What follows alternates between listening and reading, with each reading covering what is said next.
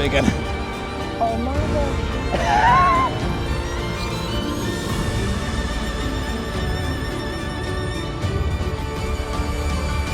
That was hot in your mouth stuff.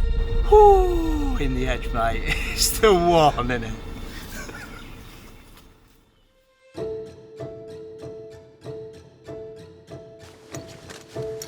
Where those reeds are, that's normally like the front edge. Shorter than I want to fish, but it's clear as a whistle. It just drops off a weed bed and then onto absolute granite. Oh, your boy. So why have I chosen RK Leisure's Wraysbury South Lake as my choice of venue? I was very fortunate. Kai gave me pretty much an open ticket, and I chose here because I'm not going to sit on the fence. It's my favourite place to go carp fishing in the UK for so many different reasons. You've got the history, there's the dredger at Dredger Bay, there's all the famous swims on the North and South Lake that have caught Mary, Malins, the Pug, Cluster, the likes of, by so many incredible anglers that I've always aspired to and looked up to.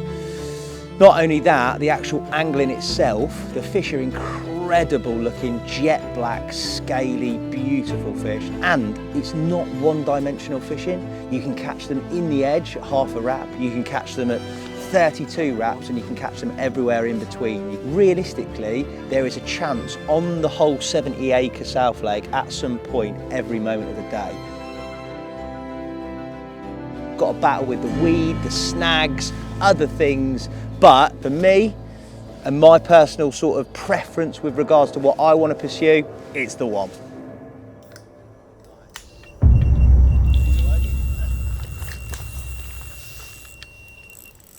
Wow, an absolute melter of a take over that bit of bait and that spot that I found, and the fish is powering hard for all this woodwork and structure. I've had to really lock down on the braid, which means it's ultra hairy, but hopefully with a lot of luck we can coax him out. He's really burrowing for the old timber. That was hot in your mouth stuff.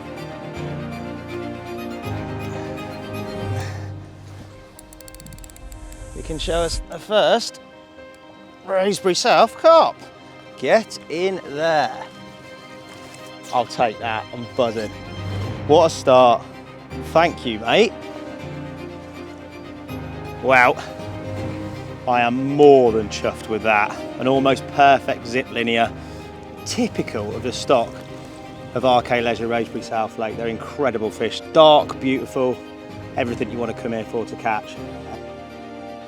Out of the blue, an absolute scream of a take, and we're off the mark. I'm pleased as punch. Thank you, mate. Mwah.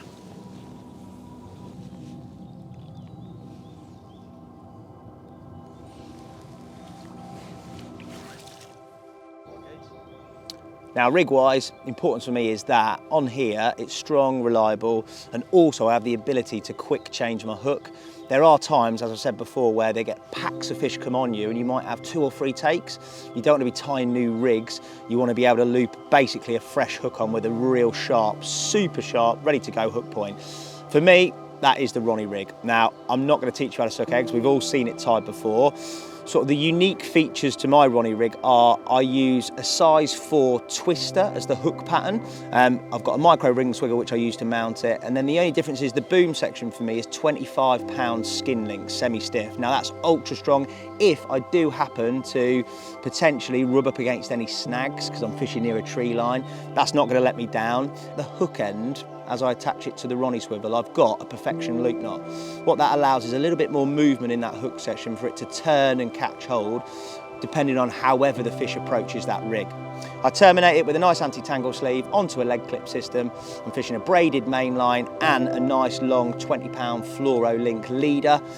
And that is pretty much in a nutshell my rig and presentation that's going out there on all those rods, hopefully snare a Wraysbury carp or 2. Well, I've got 1 rod, a net, Polaroids are on. It's quiet in that swim after that bite, so what I've done is taken a little bit of a walk down just through into one of the finger bays, introduced a little bit of bait, and there's a couple of fish just mooching around, taking the odd bit of flake. So what I'm going to do is maximise my time, try and catch one. I'm going to go pop into a little poke hole just there, lower a rig, hopefully there's no fish on the spot, try and stalk one up the edge. We'll see how we go, eh?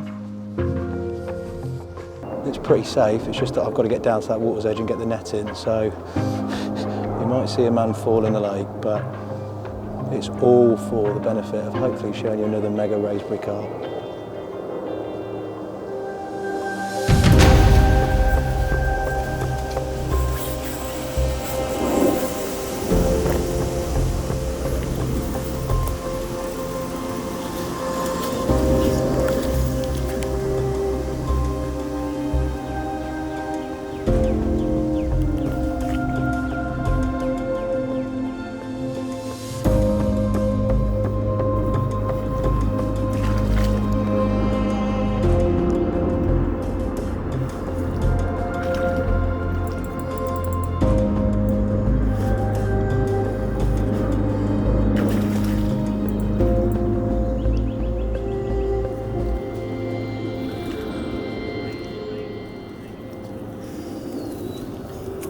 Probably not the most orthodox job. That was tight. Maybe needed a scope, but it was a long way back in the car. We've improvised. He's in the net, and he's another mega one. I'm chuffed a bit, and my heart is pounding out my chest. I'm going to get him secured, show you him in a minute, and recover myself. Whoo, in the edge, mate. It's still warm, isn't it? A little bit of scopex squid, crumbed boilie. A little pink Ronnie rig over the top with a pink scopex squid hook bait. Off it's gone, an exciting fight. What an incredible fish. So happy, so beautiful, living the dream.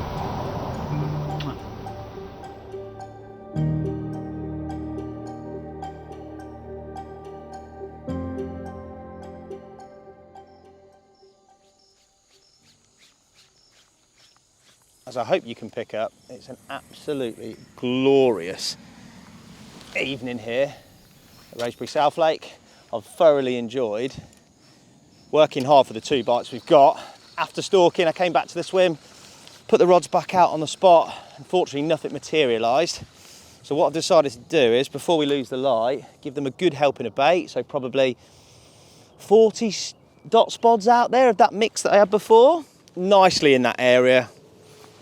And hopefully, oh yeah, that will result in a few more bites. Oh my days. Either way, one of the key reasons I fish this place is for views like that. Not a bivvy in sight, beautiful sunset, a load of lovely, hopefully hungry, scaly Wraysbury carp in front of me.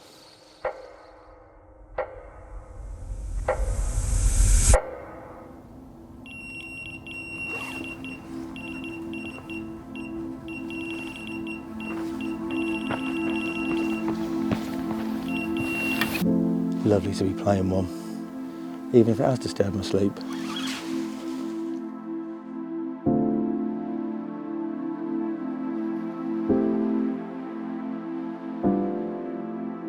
See where I got that other one in the net. Literally, the helper car had to transfer him into the swing, and the other rod's got.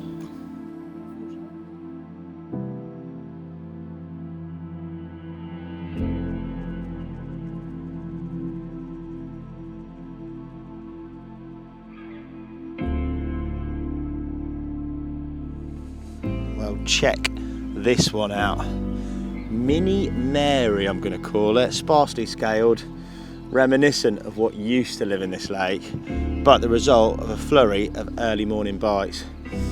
Got a homegrown little common, slipped in back, and this absolute beaut. Chunky, sparsely scaled, dark, everything you want from a carp. Incredible lake, all taken on pink scopex squid pop-ups on that Ronnie rig over the baited spot. I'm going to continue to work that spot. I might make a few changes and look maybe fishing longer because there's been some fish showing, but fingers crossed you can catch a couple more.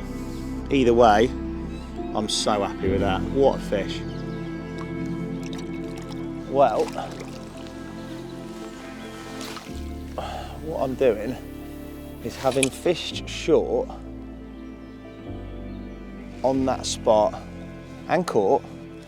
What I can't ignore is the amount of shows I've seen long against this sort of tree line. I think I'm picking them off as they're coming in, but I think the majority of fish are holding back there in that safe zone. So what I'm doing is just having a lead around along that tree line at longer range. Maybe keep one on that spot that I've had bites on, because I think I'd be foolish to leave that area completely, and then fish another couple of rods where I'm seeing now the majority of the shows. We will see. Either way, it's a bit different, 27 wraps to 11 and a half that I'm fishing at the moment. But we're getting some good drops out there. Oh my gosh. With these waters, there's always the element of mystery. They're so big, they're so vast, they've housed British record tench, obviously British record carp, and no one really can be 100% sure of the stock. I had an incredible moment last year where I caught a 42 pounder, I believe the first 40 from the new South Lake, which was a complete surprise, really. I did not expect a fish of that size, and when it rocked up, I was absolutely blown away. So those moments here are possible. It's an incredible lake. It's so well maintained by the staff. It's so well run. And I don't think, honestly, I'll ever give up my ticket. Well, that gamble of moving the rods longer, where I'd seen more shows, has paid off. We've waited through that morning period. Nothing else was produced on that spot where I've had the 4 bites. And then out of the blue, pretty much as the sun's at its peak, maybe similar time as we had the first bite yesterday, this rattled off.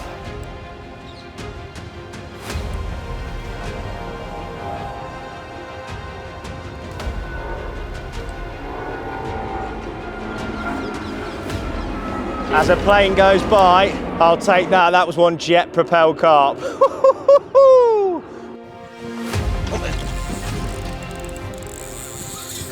Right, let's worry about.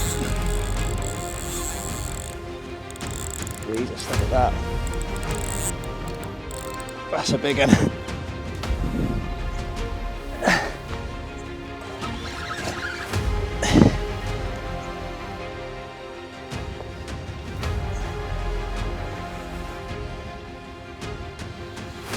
That looks like a beautiful, heavily plated Wraysbury carp in my net. Yes! What a brilliant 10 minutes or so that was. That's what you come here for. 0 to hero. Just like that. Thank you, Wraysbury. Get in. This absolute corker, and I know I've said that about all the fish, but they truly are incredible quality carp, was the result of 2 bites in quick succession. Living the absolute dream. How is that for bite number 2 from that new spot? An absolute beast of a carp in every way. An incredible fight. Testament to the tackle and the tactics. They're both working, they've held strong. Honestly, I can't emphasise enough how incredible this place is. RK Leisure, I'm so lucky to have a ticket. I hope you're enjoying what I'm bringing you so far, and fingers crossed, maybe, just maybe, I'm a bit greedy, I can nick another one. What a carp. Oh, he's even posing for us. I'd say probably a good 30% of my mix is 6mm Scopex squid pellet. In that goes, then I've got a mix of 15mm and 12mm Scopex squid boilies, and some Scopex squid flake. That in total constitutes a good 80% of the total mix with all of those components in. On top of that, I'll add some oily hemp and I'll add some Scopex squid spod syrup, and maybe just for a fleck of colour and a bit of a change up, because it is quite a dull brown mix. Obviously it's got a lot of traction in it. I'll fleck in a few tins maybe of sweet corn. With regards to anything else, at this time of year, as we're sort of pre-spawning, I will add in some of the pink Himalayan rock salt as well. We all know, and it's been publicised, that carp, especially at this time of year, crave that sort of salt hit. So that will go in there, and I'll introduce that via the spom, or if I'm in the edge fishing, just in the edge by hand.